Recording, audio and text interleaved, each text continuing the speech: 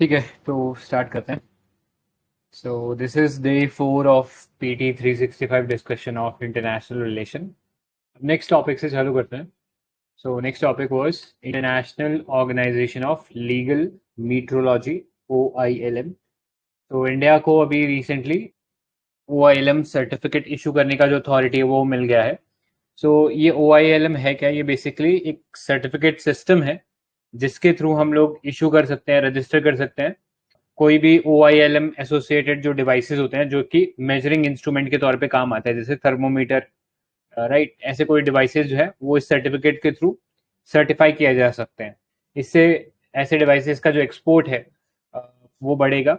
India के लिए इससे फॉरेन एक्सचेंज आएगा, जनरेशन ऑफ एम्प्लॉयमेंट होगा, बिकॉज इस टाइप के इक्विपमेंट्स, मेजरिंग इक्विपमेंट्स इंडिया में डेवलप हो सकते हैं।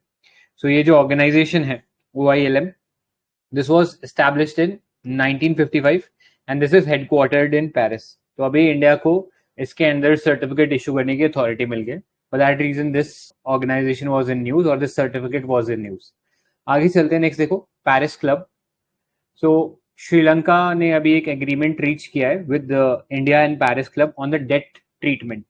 तो आपको पता है श्रीलंका अभी रिसेंटली डेट क्राइसिस के अंदर आ गया था, बैलेंस ऑफ पेमेंट क्राइसिस हो गया था। वहां पे इंडिया ने भी बहुत सारा लोन दे रखा है श्रीलंका को, apart from other Nations also. तो ऐसे में इतने सारे जो नेशंस का जो डेट है श्रीलंका के ऊपर, उस डेट को कैसे रीपे करेगा श्रीलंका, उसके बारे में एक तरीके से डिस्कशन हुआ इस पेरिस क्लब के अंदर। तो ये जो पेरिस क्लब है, दिस ओरिजिनेटेड बैक इन 1956, जब अर्जेंटीना अपने जो पब्लिक क्रेडिटर्स का जब उधार जो था अर्जेंटीना के ऊपर, पब्लिक डेट नहीं चुका पा रहा था, तो ऐसे में उसके जो पब्लिक क्रेडिटर्स है उनके साथ मीटिंग पेरिस में हुई। वहां से ये नाम पड़ गया पेरिस क्लब का। तो this is an informal group, और जनरली इस ग्रुप के अंदर जो OECD कंट्रीज है वो मेंबर है। तो जितने भी 22 OECD कंट्रीज हैं, they are all members of this Paris Club. ठीक है, क्योंकि ये सारी डेवलप या इंडस्ट्रियलाइज नेशन के ग्रुप्स हैं, और यही नेशन आगे दूसरी कंट्रीज को लेंड करते हैं पैसे। ठीक है, सो ये एक ग्रुप बेसिकली डेट रीफाइनेंसिंग या डेट को कैसे ट्रीट करना है, ठीक है, उसके बारे में बात करता है। सो ये डेट रिलीफ सोल्यूशन प्रोवाइड करता है, और एक इनफॉर्मल ग्रुपिंग है। इंडिया और चाइना इसके वैसे मेंबर्स नहीं है, बट एडहॉक पार्टिसिपेंट है। जैसे अभी रिसेंटली पेरिस क्लब में पार्टिसिपेट किया, क्योंकि श्रीलंका के ऊपर इंडिया का भी उधार है। ठीक है, for that reason India participated in this agreement. आगे चलते हैं। नेक्स्ट देखो, tax inspector without borders. So ये जो टैक्स इंस्पेक्टर विदाउट बॉर्डर है, ये एक जॉइंट इनिशिएटिव है ऑफ OECD एंड UNDP। ठीक है, ये दो ऑर्गेनाइजेशन का जॉइंट इनिशिएटिव है। इसका काम ये है कि जो टैक्स ऑडिट की जो नॉलेज है वो ट्रांसफर करना टू वेरियस कंट्रीज, राइट, जो कि अभी उतने एडवांस नहीं है टैक्स ऑडिटिंग में। तो अभी इंडिया ने बेसिकली प्रोवाइड किया अपने जो टैक्स ऑडिटर है या जो टैक्स ऑडिटिंग की जो नॉलेज है उसको प्रोवाइड किया टू सेंट लूसिया। ठीक है, Saint Lucia basically island nation है करेबियन के अंदर। ठीक है, सो वहां पे ये TIWB जो है उन्होंने लॉन्च किया ये प्रोग्राम, और इंडिया इसके अंदर चोजन पार्टनर है। पार्टनर एडमिनिस्ट्रेशन मतलब वो जो एडमिनिस्ट्रेशन फैसिलिटी है वो प्रोवाइड करने का काम इंडिया करेगा। ठीक है, सो ये इसके बारे में पता होना चाहिए। आगे चलते हैं। अब थोड़ा प्लेसेस इन न्यूज़ वाला पार्ट देखेंगे। ये पार्ट थोड़ा सा इम्पोर्टेंट है। तो आपके पास अपना अगर मैपिंग का बुक है तो अच्छा रहेगा, या अगर कोई भी एडिशन आपको लगता है कि करना चाहिए तो आप स्टॉप करके एक बार एडिशन कर सकते हैं। ठीक है, सो प्लेसेस इन न्यूज़ चालू कर रहे हैं हम लोग। फर्स्ट देखो, इसमें इंडिया एंड इट्स नेबरहुड। तो यहाँ पे देख सकते हो कुछ प्लेसेस जो न्यूज़ में थी। एक है सियांग रिवर, जैसे इंडिया में आने के बाद ब्रह्मपुत्र नाम से जानते हैं हम लोग। ठीक है, सियांग मतलब इंडिया में आके ही कहलाता है। उसके आगे इसमें और नदियां जब मिलती है तो फिर हम उसे ब्रह्मपुत्र कहते हैं। नेक्स्ट कच्चा थी वो है आइलैंड के बारे में, अभी बहुत रिसेंटली न्यूज में था। ठीक है, PM ने भी ये इशू को रेज किया था। Next Colombo port Sri Lanka. ठीक है, ये भी न्यूज में था, इसको भी देखेंगे। Next British Indian Ocean territory, BOIT। तो ये कुछ प्लेसेस थे इन न्यूज जिनके बारे में थोड़ा डिटेल में अब हम देखने वाले हैं। तो पहला देखिए इसमें, कोलंबो पोर्ट श्रीलंका के अंदर है। यहाँ पे चाइना का एक फर्म है, चाइना मर्चेंट ग्रुप करके, वो अपना एक लॉजिस्टिक कॉम्प्लेक्स बना रहा है इस कोलंबो पोर्ट के ऊपर। तो आपको पता होना चाहिए कोलंबो पोर्ट कहाँ लोकेटेड है, राइट। यहाँ पे आप देख सकते हो कोलंबो पोर्ट है, ये western part of the Sri Lanka जो है वहां पे देखने को मिलता है, और ये श्रीलंका का largest and the busiest port है। ठीक है, अब इंडिया भी अपने अपने कुछ पोर्ट्स बना रहा है, जैसे हम्बनटोटा पे हम कुछ बना रहे हैं, त्रिनकोनमेली के ऊपर हम एक टर्मिनल बना रहे हैं, राइट। और इसके अलावा ये काकिन सेंथुराई जो पोर्ट है, इसके ऊपर भी कुछ माइनर डेवलपमेंट्स हम लोग कर रहे हैं।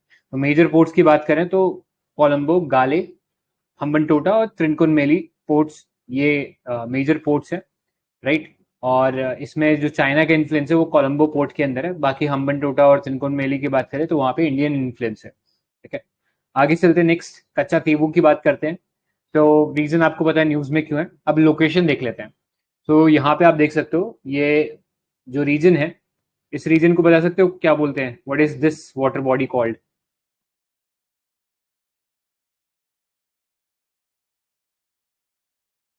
स्ट्रेट। नहीं sorry, this is called Palk Bay. ये वाला जो रीजन है this is called Palk Strait. ठीक है, कोई बता सकता है व्हाट इज स्ट्रेट? स्ट्रेट का क्या मतलब होता है?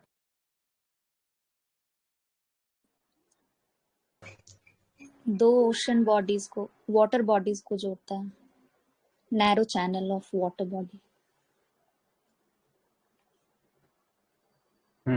करेक्ट। सो याद रखना, स्ट्रेट मतलब दो वाटर बॉडीज जो है उसको कनेक्ट करने वाला एक नैरो पैसेज ऑफ वाटर, उसको हम बोलते हैं। तो पार्क स्टेट में एक तरफ तो पार्क भी हो गया, तो दूसरी तरफ क्या होगा, है ना, एक वाली बन सकता है। तो यू शुड नो कि यहाँ पे हमारे पास बे ऑफ बंगाल है।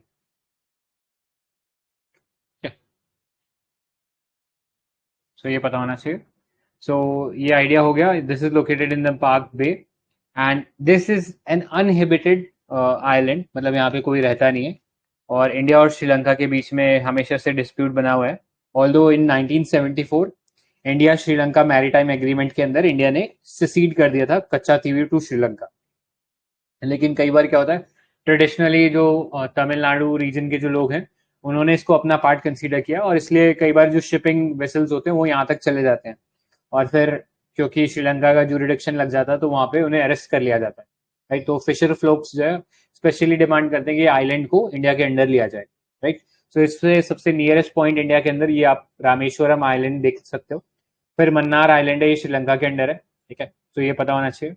आगे चलते हैं, नेक्स्ट देखो, सियांग रिवर। सो यहाँ पे आप देख सकते हो चाइना जो है बेसिकली ये ब्रह्मपुत्र जो रिवर है इसके ऊपर डैम्स बना रहा है अपने स्ट्रेच के अंदर, राइट। 3 डैम्स, इनफैक्ट 4 डैम्स हैं। तो वहां पे चाइना में ब्रह्मपुत्र का रिवर का नाम क्या होता है? यारलुंग जांगपो, ये ब्रह्मपुत्र का नाम होता है। आई होप सभी को पता ही होगा ये तो। ठीक है, उस पर ये 4 डैम्स बना रहा है, जैंगमो एक डैम है उसमें से प्रोमिनेंट। तो अब ये जो डैम बना रहा है उससे इंडिया के अंदर हो सकता है कि कोई वाटर हैजर्ड हो जाए, ठीक है, बिकॉज इतना सारा जो पानी है वो रोक लेगा ये। तो ऐसे में जरूरत है इंडिया को भी अपने साइड में एक डैम बनाने की, ताकि इससे जो इल इफेक्ट्स है वो इंडिया के अंदर ना आए, राइट। सो इंडिया भी प्रपोज कर रहा है to construct a barrage on the Siang river, ताकि अपने आप को वो चाइना से जो आने वाला हिजर्ड है उससे बचा सके। तो हम अरुणाचल प्रदेश के अंदर ये डैम बनाने की कोशिश करें, ठीक है। और अरुणाचल प्रदेश में आपको पता है एक ग्रेट बेंड है, मतलब चाइना में ये ग्रेट बेंड है, और वहां से ये पहले तो पैरेलल चलती है हिमालयाज की, ठीक है, यहाँ तक पैरेलल चलती है, बट यहाँ पे बेंड हो जाता है अचानक, तो इसको हम द ग्रेट बेंड के नाम से भी जानते हैं। सो ग्रेट बेंड है, और ग्रेट बेंड क्यों है? बिकॉज अरुणाचल प्रदेश के अंदर ये जो नामचा बारवा पीक है इसके अराउंड ये जो रिवर है बेंड करती है और फिर परपेंडिकुलर इंडिया के अंदर एंटर कर जाती है, ठीक है। सो इंडिया के अंदर ये एंटर कर जाती है यहाँ से, एंड फिर उसमें लोहित और दिबांग जो है ज्वाइन करती हैं रिवर्स, और फिर इसका नाम ब्रह्मपुत्र पड़ता है। फिर this travels across India, Assam से होते हुए फिर बांग्लादेश में एंटर कर जाती है, and finally falls into the finally falls into the bay of Bengal, ठीक है। तो ये था सियांग रिवर के बारे में। आगे चलते हैं, नेक्स्ट देखो, British Indian Ocean Territory. So अभी ये टॉपिक न्यूज में इसलिए था because 32 Indian fisherman were detain by the British navy when they were trespassing in the British Indian Ocean Territory. So हमारे इंडियन ओशन में ये बेसिकली इंडिया से हम नीचे सदर्न साइड में जाएंगे तो वहां पर ये जो टेरिटरी है ये लोकेटेड है।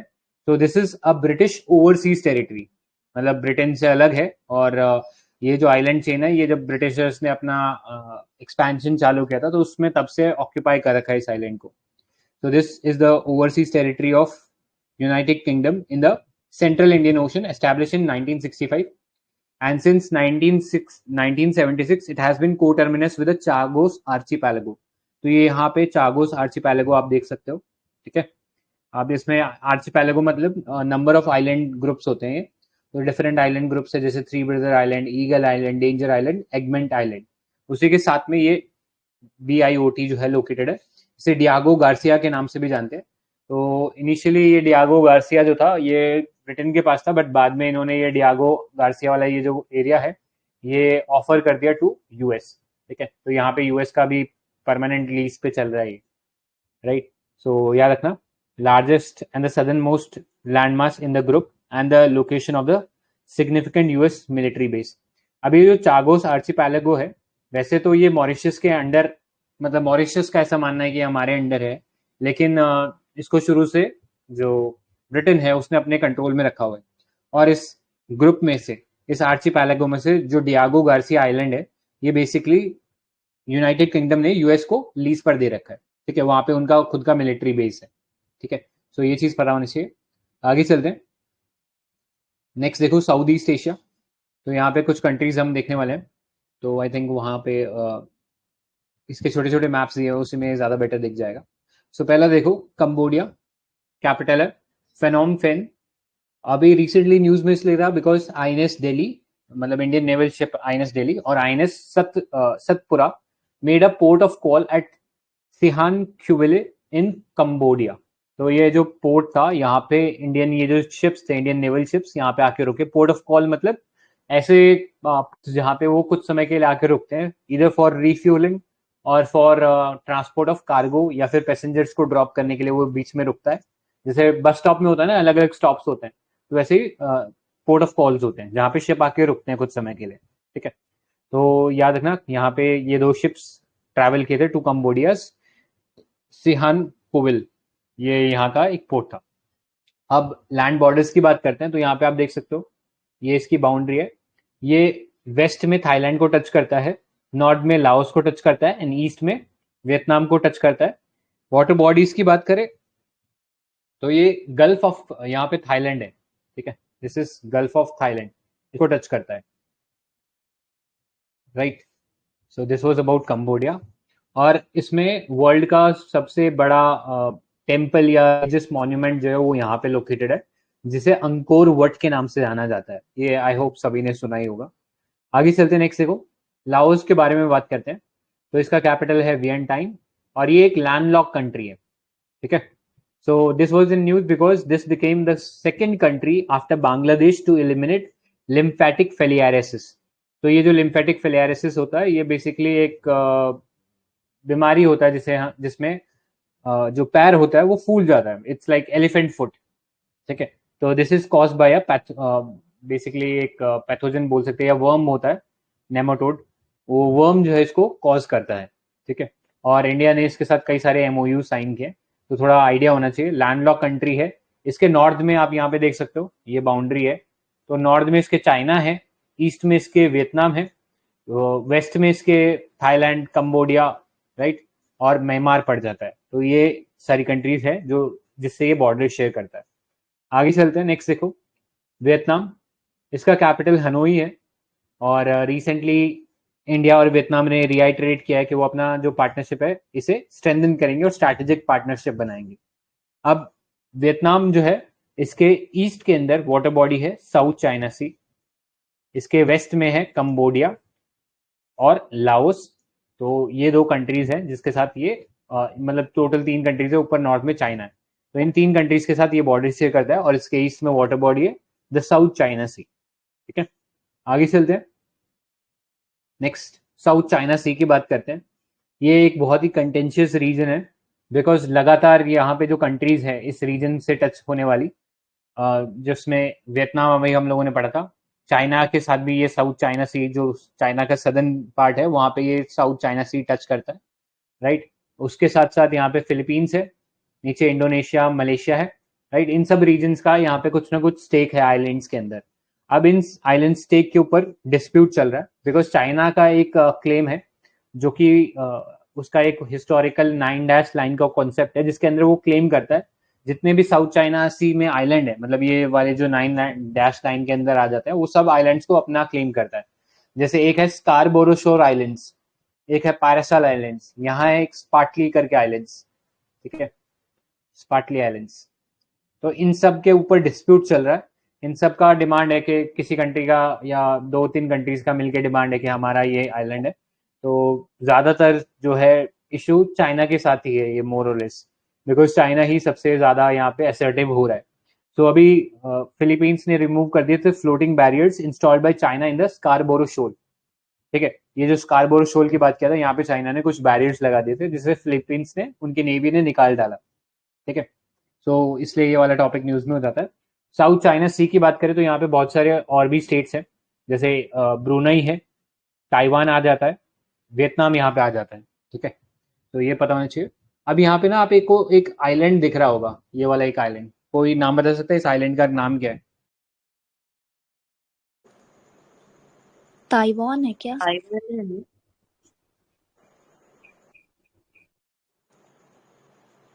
Macau. Hong Kong.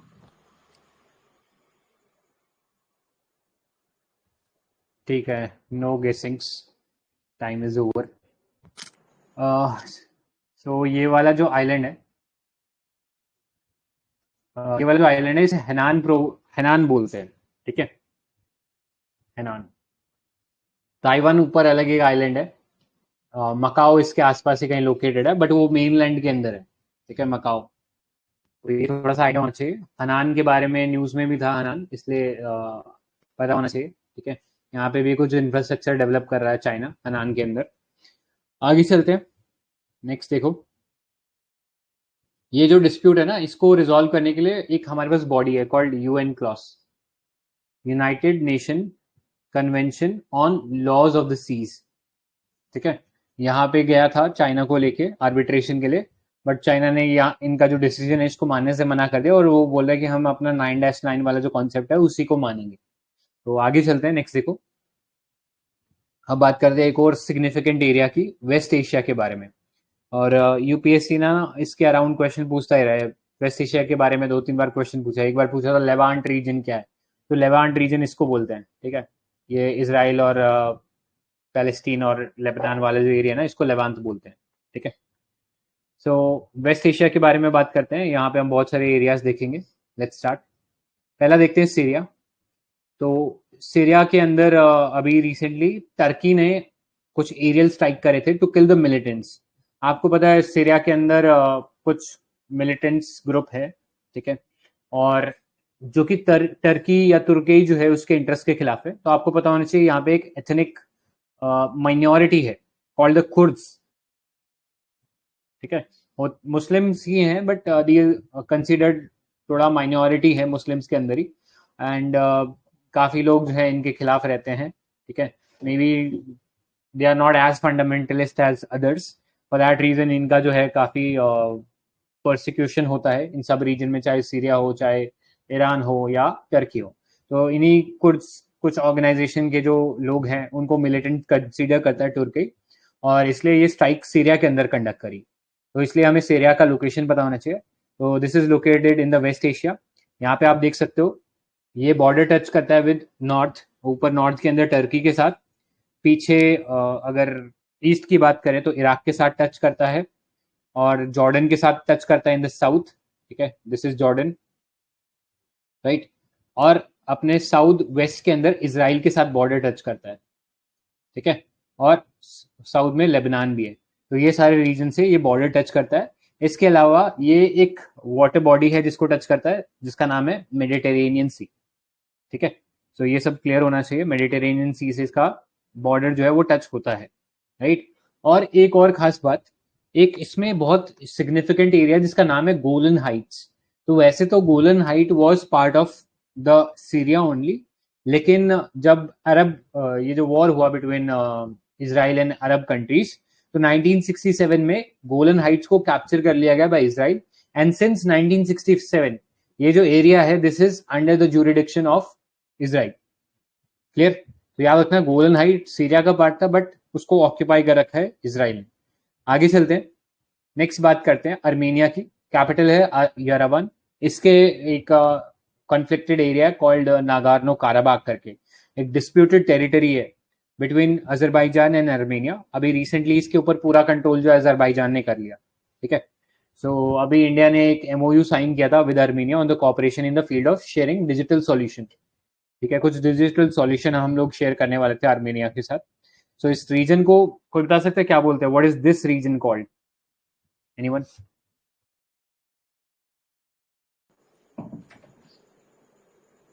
Caucasus. Correct. And why is it called Caucasus? क्यों कॉकसस नाम क्यों दिया गया? Mountain range की Focus mode. राइट। सो ये आतना है माउंटेन रेंज है इस रीजन में, यहाँ पे कहीं पे। ठीक है, हाईएस्ट पीक है, यूरोप की हाईएस्ट पीक माना जाता है माउंट एल्ब्रेस, यहाँ पे है। ठीक है, जॉर्जिया, अर्मेनिया, अजरबैजान, इन जगहों को हम कॉकसस रीजन बोलते हैं। और यहाँ पे Armenia is a landlocked country, ये याद रखना, लैंडलॉक कंट्री है और कॉकसस रीजन में आता है। बॉर्डर किस किस से टच करता है? तो ईस्ट में है इसके अजरबैजान, ठीक है, इसके नॉर्थ में है जॉर्जिया, और इसके वेस्ट में है टर्की, और इसके साउथ ईस्ट में है ईरान। ठीक है, तो याद रखना अजरबैजान, तुर्की, जॉर्जिया और ईरान, ये सारी जो कंट्रीज है इससे बॉर्डर टच करती हैं। इसका ये जो नागार्नो काराबाग वाला रीजन है इसके बारे में यूपीएससी ने क्वेश्चन भी पूछा था 2023 के अंदर। ठीक है, आगे चलते हैं, नेक्स्ट एक कंट्री की बात करते हैं विच इज कॉल्ड द एक सेकेंड, उसमें जाने से पहले let's talk about this region. ठीक है, ये वाला देख पा रहे हो? रुको एक बार मैं मैप दूसरा खोल के देता हूँ। Yes, sir. Okay, right. तो इसमें अगर हम थोड़ा सा जूम करें, टर्की के पास देखते हैं।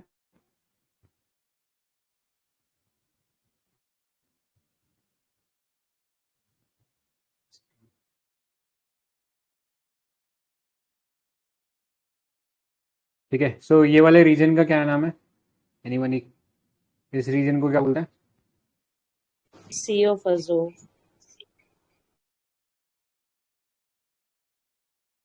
Azov. Correct, this is called the Azov sea. अब आपको पता है एक स्टेट यहाँ पे पड़ती है, इस स्टेट का नाम क्या है? Kerch Strait. Kerch Strait. क्या? अब यहाँ से जब हम कर्ट स्टेट से ट्रैवल करते हैं, ठीक है, ब्लैक सी में आ जाते हैं, ब्लैक सी से ट्रैवल करते हैं, यहाँ पे ये तुर्की है, तुर्की। ठीक है, यहाँ पे एक स्टेट आता है, इस स्टेट को क्या बोलते हैं? Dardanelles. Dardanelles. फिर से सोच लो। Bosphorus. Correct, this is Bosphorus state.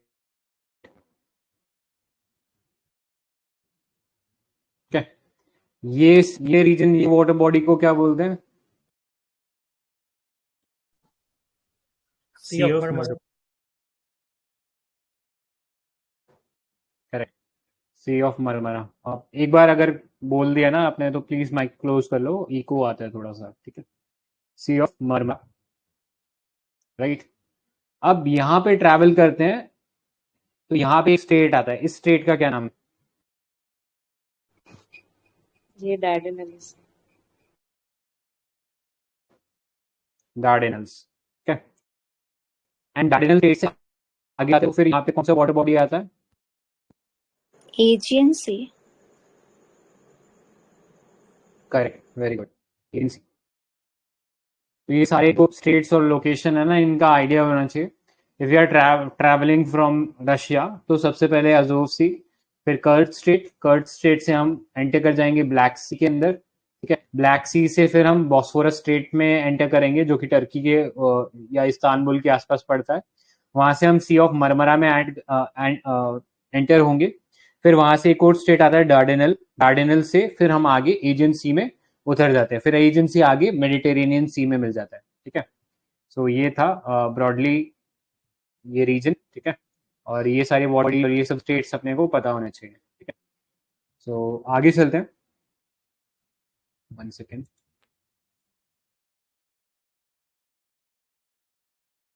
Okay, so next देखते हैं अब। पीडीएफ विजिबल है ना सभी को? Yes sir. पीडीएफ दिख रहा है? ओके, नेक्स्ट बहरीन को देखते हैं। कैपिटल है Manama. So the kingdom of Bahrain has recalled its ambassador from Israel, and reason आप सभी को पता है, ये बताने की जरूरत नहीं है। कल भी हम लोगों ने बहरीन के बारे में बात किया था। ये एक स्मॉल आइलैंड कंट्री है इन द पर्शियन गल्फ। ये लैंड बॉर्डर शेयर करता है with Bahrain and Saudi Arabia, ठीक है। Sorry, Qatar and Saudi Arabia, उसके साथ बहरीन अपना ये बॉर्डर जो है शेयर करता है, located in the Persian gulf. और 30 स्मॉल आइलैंड्स का ये एक नेशन है बहरीन। आगे चलते हैं, नेक्स्ट देखो, ईरान के बारे में बात करते हैं। सो अभी ईरान ने यूनिलैटरली कैंसिल कर दिया visa requirement for Indian visitor. अगर इंडियन विजिटर या इंडियन टूरिस्ट आना चाहते हैं ईरान में, तो उन्हें वीजा की जो जरूरत है वो नहीं है, राइट। और इसके साथ साथ लोकेशन थोड़ा सा पता होना चाहिए। सो लोकेशन की बात करें तो this shares it border with Pakistan in the east. ऊपर नॉर्थ ईस्ट में अफगानिस्तान है, एंड नॉर्थ के अंदर तुर्कमेनिस्तान। फिर नॉर्थ वेस्ट की बात करें तो यहाँ पे अजरबैजान एंड आर्मेनिया आ जाते हैं, ठीक है। नेक्स्ट इसके नीचे तुर्की वेस्ट में, फिर उसके नीचे इराक, राइट। और उसके नीचे फिर हमें देखने को मिलता है, ठीक है, हाँ इतने ही कंट्रीज है, इराक है यहाँ तक। और इसके साथ साथ कैस्पियन सी के साथ भी ये बॉर्डर शेयर करता है, ठीक है। तो कैस्पियन सी के अराउंड कौन कौन सी कंट्री है, ये आपको इसका भी आइडिया होना चाहिए। अब इसके अलावा कैस्पियन सी एक वाटर बॉडी है, और दूसरा एक वाटर बॉडी है नीचे, यहाँ पे पर्शियन गल्फ है, ठीक है। This is the Persian gulf. And यहाँ पे एक और गल्फ पड़ता है, it's called the gulf of Oman, ठीक है। सो गल्फ ऑफ ओमान यहाँ पे पड़ता है, ये पता होना चाहिए। और यहाँ पे एक इंपॉर्टेंट स्टेट है, रुक जाओ एक बार, आई थिंक मैप पे ही खोल लेना चाहिए इसे।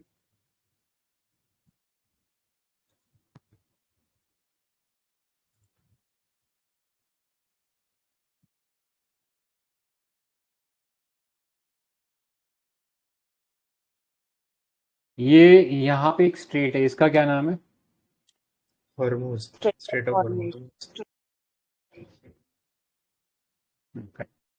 स्टेट ऑफ हॉर्मुज है, गल्फ ऑफ ओमान और पर्शियन गल्फ, तो ये वाटर बॉडीज का हम लोगों ने बात किया था। दिस इज कतर है, ठीक है। यहाँ पे कहीं पे बहरेन है छोटा सा। अब ये यूएई है, ओमान है, यमन है, सऊदी अरेबिया है, ठीक है। ये स्टेट का क्या बोलते हैं, what is this state cold? Gulf of Aqaba है ना, स्ट्रेट है वहां पे नहीं है आई गेस। हाँ correct, sorry, this is gulf of Aqaba, ठीक है। गल्फ ऑफ अकाबा, ये क्या है, व्हाट इज दिस, कौन सा गल्फ है? Suez. Suez. सुएज, ठीक है। यहाँ पे भी एक स्टेट है, इसका क्या नाम है? बाबल Babel मंडल। बाब अल मंडेब। यहाँ पे एक छोटा आइलैंड है, इसका क्या नाम है? Socotra Island. Yemen का पार्ट. करेक्ट, सोचा, राइट। ये यहाँ पे एक छोटा सा, ठीक है, let me zoom.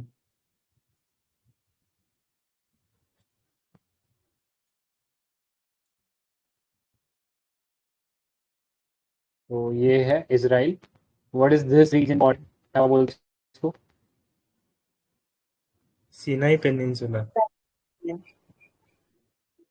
Well, Peninsula, ठीक है। ये जो डैश में लाइन दिख रहा है, what is this reason called? West Bank,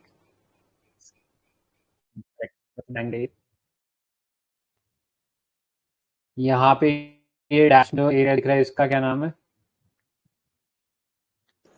इस एरिया के अंदर आ रहा है ये गोला। एंड ये मेडिटेरेनियन सी, पहले को माइंड मत करना, ठीक है। और ऊपर लेबनान टच है यहाँ पे, ठीक है, इजराइल से। तो इजराइल से कौन कौन बॉर्डर टच कर रहा है, ये तो बिल्कुल रटा होना चाहिए अब। ऊपर लेबनान है, नीचे सीरिया है, पीछे जॉर्डन है, और यहाँ पे इजिप्ट है, ठीक है। सिनाई पेनिनसुला जो है वो इजिप्ट के अंदर आता है। तो ये सारी लोकेशन आपको एकदम बिल्कुल रटे होने चाहिए, कंटेस्ट होने चाहिए, ठीक है। तो वापस आते आई हैं। थिंक और वेस्ट बैंक के नीचे साइड में सी ऑफ गलीली है ना शायद।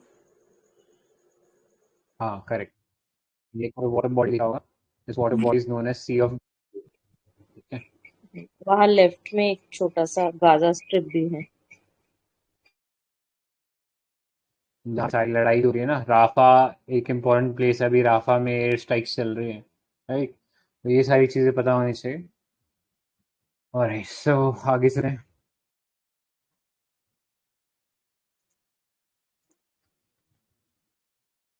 Red Sea bordering countries is also a hot topic. अभी आएगा रेड सी के अंदर आगे पीडीएफ में। आगे चलते हैं, नेक्स्ट देखो कतर। सो कतर का कैपिटल दोहा अभी हम लोगों ने देखा। लैंड बॉर्डर किस किस के साथ शेयर करता है? सऊदी अरेबिया के साथ, यूएई और बहरीन के साथ। Located in the Persian gulf. This is also the part of GCC, याद है कल पढ़ा था, गल्फ कोऑपरेशन काउंसिल, उसका भी पार्ट है। आगे चलते हैं, लेबनान की बात करते हैं। लेबनान को अभी एफएटीएफ की ग्रे लिस्ट में डाला जा सकता है। तो हम लोगों ने देखा लेबनान बेसिकली ये जो इसराइल है इसके ऊपर टच होता है और सीरिया के साथ बॉर्डर टच करता है, ठीक है, और मेडिटेरेनियन सी के अंदर खुलता है। ये चीज पता होनी चाहिए। आगे चलते हैं, तुर्की की बात कर लेते हैं। तो president of Turkey was recently re elected to the post of president, right, Erdogan जिनका नाम है। और ये टर्की जो है ये लैंड बॉर्डर शेयर करता है विद जॉर्जिया, ठीक है, इन द ईस्ट। यहाँ पे जॉर्जिया देख सकते हो। अर्मेनिया के साथ करता है, अजरबैजान के साथ करता है, नीचे सीरिया के साथ करता है जहाँ पे इसने एयर स्ट्राइक करी थी। ऊपर this shares border with Europe, उसमें बुल्गारिया और ग्रीस के साथ ये बॉर्डर शेयर करता है, ठीक है। तो ये सब चीजें पता होनी चाहिए। यहाँ पे वाटर बॉडी था जो हम लोगों ने देखा, एजियन सी था, और नीचे यहाँ पे मेडिटेरेनियन सी, ऊपर यहाँ पे ब्लैक सी, ठीक है। तो ये सारी चीजें इसके बारे में पता होनी चाहिए। हम लोगों ने इससे निकलने वाली स्टेट भी देखी थी, दो स्टेट्स थी, एक तो बॉस्फोरस स्टेट और दूसरी डार्डनेल स्टेट, ठीक है। आगे चलते हैं, नेक्स्ट देखो नगार्नो काराबाक रीजन। सो इंडिया ने अभी सपोर्ट किया है OSCE मिंक्स group for the peaceful resolution of conflict between Armenia and Azerbaijan over Nagorno Karabakh region. अभी ये कंफ्लिक्ट चल रहा था, उसमें ऑलमोस्ट जीत गया है अजरबैजान, सारा का सारा एरिया अब कंट्रोल कर रहा है अजरबैजान, ये नागार्नो काराबाग का, ठीक है। सो ये जो OSCE है ये वर्ल्ड का लार्जेस्ट रीजनल सिक्योरिटी ऑर्गेनाइजेशन है, इसमें 57 मेंबर्स है, और इसने ये मिंक्स ग्रुप बनाया था, ठीक है। अब ये जो मिंक्स ग्रुप है दिस इज को चेयर्ड बाय 3 कंट्रीज, मतलब इसमें और भी कंट्रीज है, but this is chaired by 3 countries. वो 3 कंट्रीज कौन कौन है? These are United States, France and Russia. तो बोल सकते हैं ना कोल्ड वॉर के जो एनिमीज थे, आर्च एनिमीज, वो सब एक साथ आके उन्होंने ये मिंक्स ग्रुप बनाया है ताकि इस रीजन में ज्यादा लड़ाई ना हो, राइट। नेक्स्ट लैंड बॉर्डर की बात करें तो नागार्नो काराबाग जो है ये अगेन कॉकेसस रीजन में है और it shares border with Azerbaijan and Armenia, ठीक है। इससे ज्यादा इसमें कुछ काम का नहीं है बिकॉज यूपीएससी ऑलरेडी इसके बारे में पूछ चुका है, ठीक है। आगे चलते हैं, ठीक है। सो आगे चलते हैं, नेक्स्ट देखो रेड सी के बारे में बात कर रहे थे अभी हम थोड़ी देर पहले, तो देखते हैं रेड सी के बारे में। सो रिसेंटली ये भी थोड़ा सा हॉट टॉपिक था बिकॉज यूएस ने डिप्लॉय किए थे अपने कुछ warship in the red sea area. इसके अलावा इंडिया बाउंड एक कार्गो शिप था जिसको हाईजैक कर लिया था हौती रेबल्स ने इन द रेड सी, ठीक है। और फिर उसको इंडियन नेवी के जो फोर्सेस हैं, स्पेशल फोर्सेस, मार्कोस, उन्होंने फिर उसको छुड़वाया था। ठीक है, सो यहाँ पे कौन कौन सी कंट्रीज इससे बॉर्डर शेयर करती है वो देखते हैं। सो इजिप्ट है यहाँ पे देख सकते हो इजिप्ट, राइट। फिर नीचे सूडान बॉर्डर शेयर करता है। फिर इससे नीचे इरिट्रिया है, उसके आगे जिबोती है, यहाँ पे बॉर्डर शेयर करता है नीचे, राइट। और टुवर्ड्स दी अदर साइड ये अरेबियन पेनिनसुला में यहाँ पे यमन है, ऊपर सऊदी अरेबिया है, ठीक है। और ऊपर जाएंगे तो इसमें फिर जॉर्डन, और सॉरी जॉर्डन नहीं, इजिप्ट ही आ गया ये सनाई पेनिनसुला। बाकी तो ये फिर गल्फ ऑफ अकाबा है, तो जॉर्डन जो है वो गल्फ ऑफ अकाबा से टच करता है, ना कि रेड सी से। ठीक है, तो ये थी कंट्रीज जो कि बॉर्डर टच करती है विद द रेड सी, ये सारा पता होना चाहिए। अब यहाँ पे दो इंपॉर्टेंट वाटर बॉडीज भी हैं, एक है बाबिल और मंदाब जिसके बारे में हम लोगों ने बात की थी, और दूसरा है गल्फ ऑफ एडन। तो ये वाला जो रीजन है इसे हॉर्न ऑफ अफ्रीका बोलते हैं, हॉर्न ऑफ अफ्रीका या सीड कंट्रीज। तो इसमें कौन कौन सी कंट्री आती है, इसमें आती है सोमालिया, इथियोपिया, इरिट्रिया और जिबोती। ठीक है, सो ये था गल्फ ऑफ एडन। आगे बात करते हैं ये रेड सी कैसे बन गया। तो जोग्राफिकली अगर हम बात करें तो this occupies the part of great rift valley. तो ये अफ्रीका और अरेबियन पेनिनसुला के बीच में ये रिफ्ट वैली क्रिएट हो गया। ये एक बेसिकली डिप्रेशन है जिसके थ्रू नॉर्थ अफ्रीका और अरेबिया जो है वो आपस में सेपरेट होता है, और वहां पे नीचे चला गया अर्थ जो था, इससे रिफ्ट वैली पैदा हो गया, और रिफ्ट वैली के अंदर फिर पानी भर गया। और क्योंकि ये एकदम क्लोज है और फ्रेश वाटर नहीं आता है इसके अंदर, बहुत कम फ्रेश वाटर है, इसलिए this is known as one of the saltiest bodies of water in the world, right. So this was about the red sea. आगे चलते हैं, नेक्स्ट टॉपिक देखते हैं। तो नेक्स्ट है इसमें दुक्म पोर्ट। दुक्म पोर्ट कहाँ पे लोकेटेड है, तो you should know that this is located in the Oman, Arabian sea के अंदर ये खुलता है।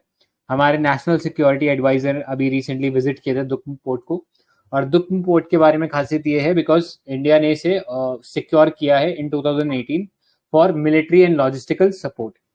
ठीक है, सो अगर कभी इंडियन शिप्स को या फिर इंडियन किसी मिशन को कुछ लॉजिस्टिकल या मिलिट्री सप्लाई करना है, या मिलिट्री यूज के लिए कुछ इक्विपमेंट्स वगैरह या लॉजिस्टिक्स चाहिए, तो वो यहाँ दुक्म पोर्ट पे आके ले सकते हैं।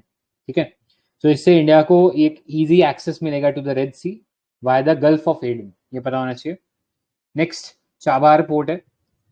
चाबार पोर्ट बहुत बार सुनाई है, हम लोग डिस्कस कर चुके हैं कई बार। तो चाबार पोर्ट जो है this is located in the Iran, right. तो एक खास बात यह है कि ये खुलता है गल्फ ऑफ ओमान के अंदर, राइट। और it is seen as the competitor to the Gwadar port. अब ये पोर्ट इंडिया और अफगानिस्तान और ईरान मिलके डेवलप कर रहे थे, मतलब यहाँ पे इंडिया और ईरान और अफगानिस्तान मिलके इस चाबार पोर्ट के ऊपर एक टर्मिनल बना रहे हैं। उस टर्मिनल का नाम पता होना चाहिए, इसका नाम है शहीद बेहेश्ती टर्मिनल। ये चाबार पोर्ट के ऊपर ये टर्मिनल बनने वाला है, डायरेक्टली ओपन करता है गल्फ ऑफ ओमान के अंदर, और ये काउंटर करेगा चाइना और पाकिस्तान मिलके जो ग्वादर पोर्ट डेवलप करें उसको।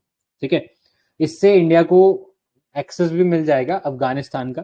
पहले इंडिया को अगर अफगानिस्तान में जाना होता तो वाया पाकिस्तान जाना पड़ता था, लेकिन अब हम डायरेक्टली हमारे किसी भी इंडियन पोर्ट से डायरेक्टली चाबार में जाकर, और वहां से फिर एक हम रोड जो है वो डेवलप करें, road and railway line develop करें। तो चाहबार से चलेगा जाहिदान तक, जाहिदान से फिर जरंज जो कि बॉर्डर पे लोकेटेड है अफगानिस्तान और ईरान की, जरंज से आगे देलाराम तक ये नेटवर्क जो है कनेक्ट किया जाएगा। ठीक है, सो इससे इंडिया को ना सिर्फ अफगानिस्तान का एक्सेस बल्कि पूरे सेंट्रल एशिया में एक्सेस मिल जाएगा via the Chabahar port. Clear, तो ये थोड़ा सा पता होना चाहिए। आगे चलते हैं, नेक्स्ट अमेरिका। ठीक है, ये थोड़ा टॉपिक बड़ा हो जाएगा, तो ये अमेरिका वाला पार्ट कल करते हैं। इतने पार्ट में कोई एडिशन या कोई डाउट तो बताइए।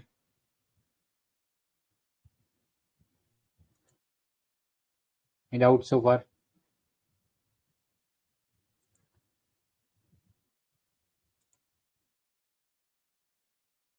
ठीक है, तो फिर आज के लिए यही एंड करते हैं। Thank you for joining. Good night guys, bye bye. Thank you, sir. Good night.